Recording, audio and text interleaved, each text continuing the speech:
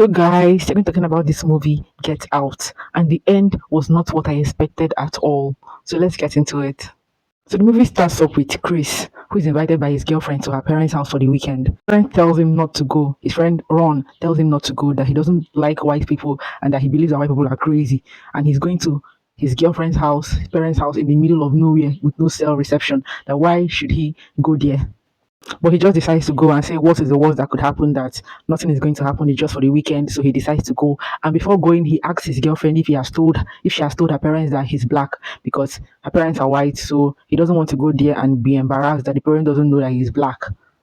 So when he gets there, he meets her parents. Her parents are cool in a weird way because they start talking. The way they speak is very, very weird. And he looks, and everybody is white, but only their housekeeper is black, and their groundskeeper also is a black man.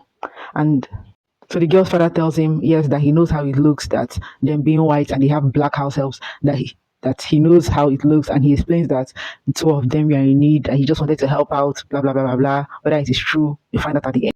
But Chris is already feeling weird about everything, and in that whole house, the only person he can talk to is the groundskeeper, a black man, his fellow black man. So he tries talking to him, and he too is acting weird.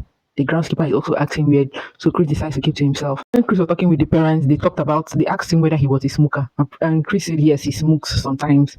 And the dad was like that he doesn't like somebody that smokes. That the mom, his wife, is a good psychologist, is a good therapist. That once she does her hypnosis on him, that he will not be able to smoke again. But Chris doesn't want to be hypnotized, but he's later hypnotized against his will, and the smoking is gone. He can't smoke again. Anytime he thinks about smoking, he feels like throwing up.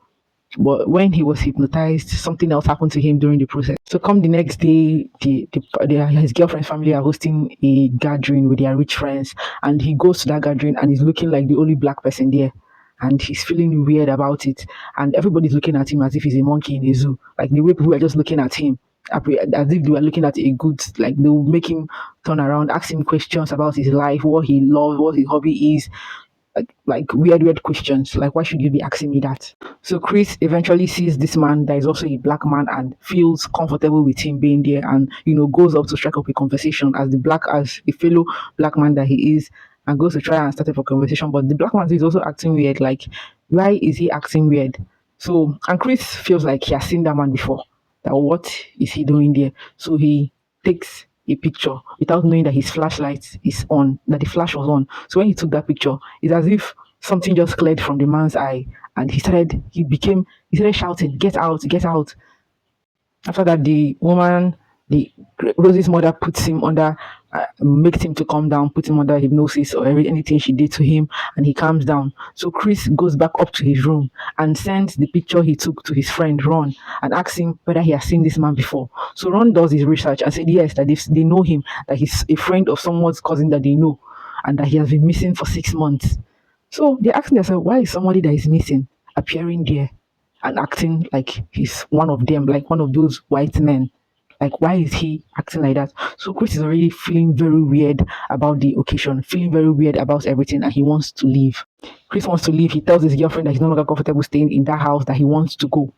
But she starts saying, okay, let's pack, let's go. She cooperates with him, but she's not actually cooperating because when they came downstairs, all the family members were there, and she refused to bring out the key of the car. That was when he knew that she was also among. And before that, he already saw pictures of other black men that she dated. Many other black men she dated. So what is the problem? Like, what is happening here?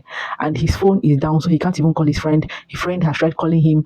I've tried calling the girlfriend too, but nobody's answering him. He tries going to the police, but the police don't believe anything he's saying because the friend was really, nobody would believe that they captured his friend and they want to use him for something else.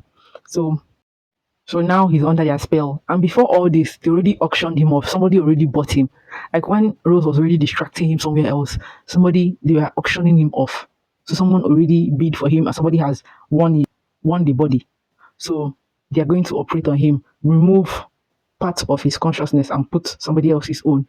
While he'll be like in the passenger seat, while somebody else will be in control of his body. And nobody wants to be that. Nobody wants to be in that situation. So he tries to find a way to leave that house. He tries everything, and everything started working out for him. When it was time for them to do the operation, he put cotton buds in his ear so that he wouldn't hear the clicking of the cup because that was the on button. Because if he hears that sound, he goes off like he's unconscious and he will not be able to take control of his body. So he put cotton buds in his ear, and that works for him. And nobody, when they come to him and carry him, he starts killing them. He kills all of them, only for him in the end to find out that the groundskeeper and the housekeeper are both Grossy's grandpa and grandma, like the grandfather and grandmother in black people's bodies. Like Rose is the one bringing in people, while her brother and the dad are the ones in charge of the operation, and the mom is in charge of the hypnosis. So these people, they are all in their plan together. They'll bring black people because they believe black people have more. I don't even know what they say that black people have. Like their body is more suitable for it. So they did it, and then so Chris was their next victim, and they did not succeed because Chris killed the brother first, went on to kill the dad, and then killed the mother. Then Rose, that's when Rose finally came down from her room and now tried killing him. But he shot her. Though this man first. So he shot Rose, and then as he was in the process of doing that, that's when his friend Ron came and helped him in doing every other thing. That was how the movie ended. Sorry for spoiling for you guys. If you guys feel like it's interesting, you should come watch it.